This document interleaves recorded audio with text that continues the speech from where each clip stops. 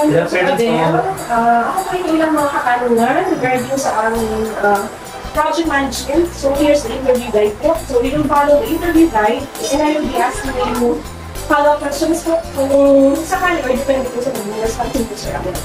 And how do you manage your projects in school?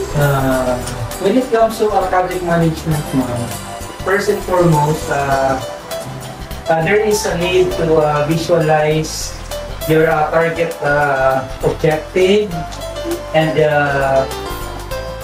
at the same time the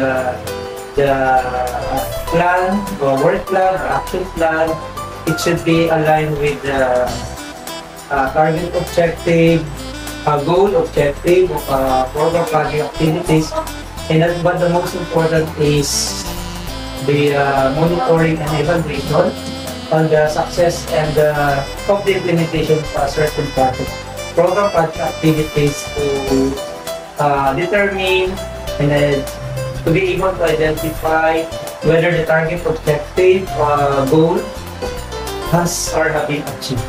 Oh, so you had mentioned about the planning, that's the first stage. You know the needs first. Needs analysis. So there is a need to visualize what is the needs assessment.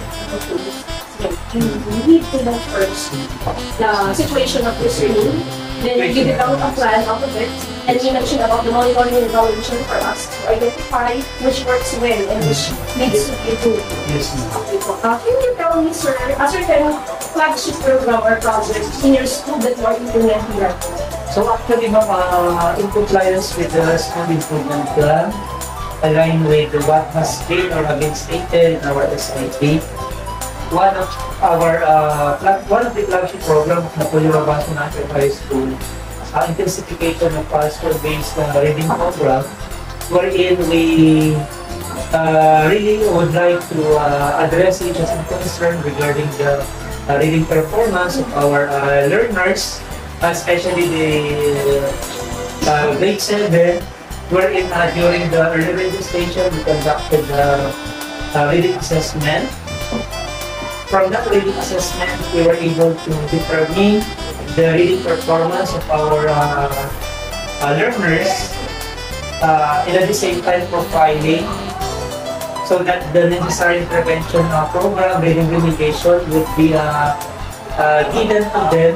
And nowadays, we have been continuously doing our reading intervention, and Napoleon Robason National High School is very lucky, very fortunate for having such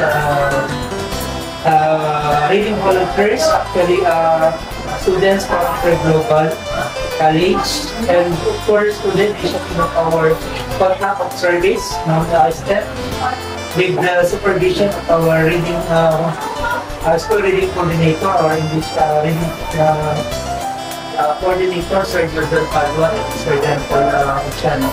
All teachers are really committed to implement the reading program of our schools. Right now, from time to time po, aside from the every Friday, those reading natin, meron din po ginagawa ang ibang mga teachers, hindi lang every Friday, but most of the time, there is a need to conduct reading assessment, reading remediation, while other students have been doing their activities. Those study leaders were assisted by our reading coordinator. So with what you had stated, you mentioned about the process. Yes. Before doing that, can I ask about the ways on how you ensure that your objectives are met for that project? Actually, ma'am, based on our work plan, the very first thing that we need to visualize is just to revisit the work plan. What has been already stated that it should be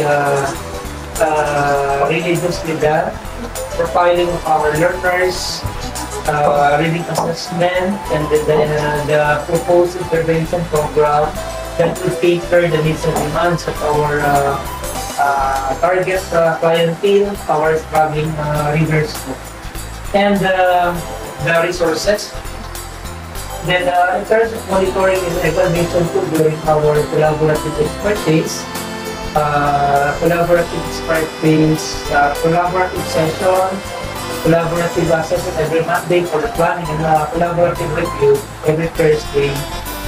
Aside from the teaching strategies being utilized by the teacher, being employed, there were sharing of best practices, and not only focusing on the teaching practice, but likewise more on how to address issues of concern regarding those learners, especially the struggling readers, to sustain their needs and demands in terms of their reading performance, because we would like to visualize for them reading with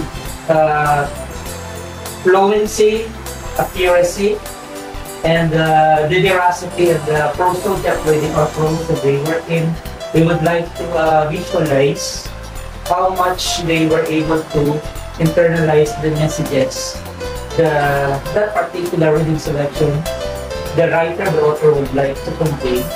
And luckily, those struggling readers with the help, through the collaboration of my co-teachers, with the support of our contract of service, those struggling readers ay talagang very enjoy reading.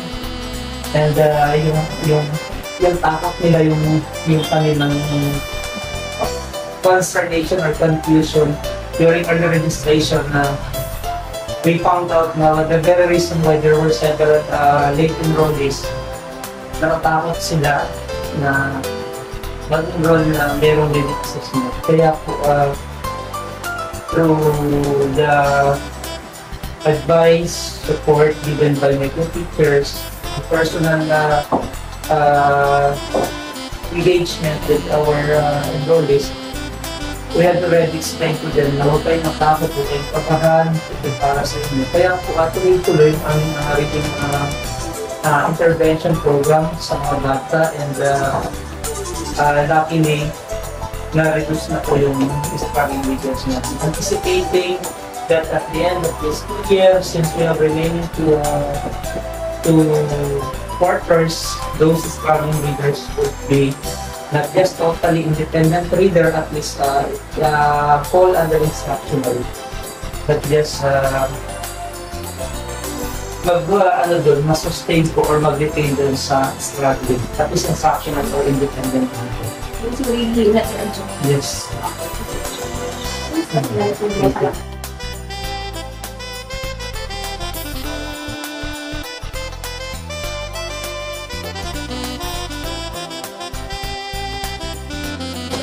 You had mentioned the budgeting. Do you have any financial requirements? Actually, ma'am, natulog na ba sa National High School? Sad to say, has limited budget allocation. Since last year po, we started 335. From 368, it trimmed down 335. That's the MOOE. MOOE. From that 335, most of our MOE budget allocation were allotted to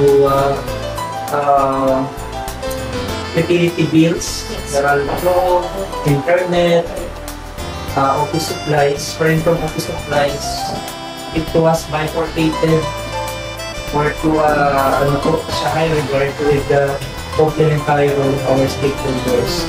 And that's the very reason why during our buko husay, last July 2022, That's the stakeholder. yes po, we were able to recognize the complementary role of both internal and external stakeholders.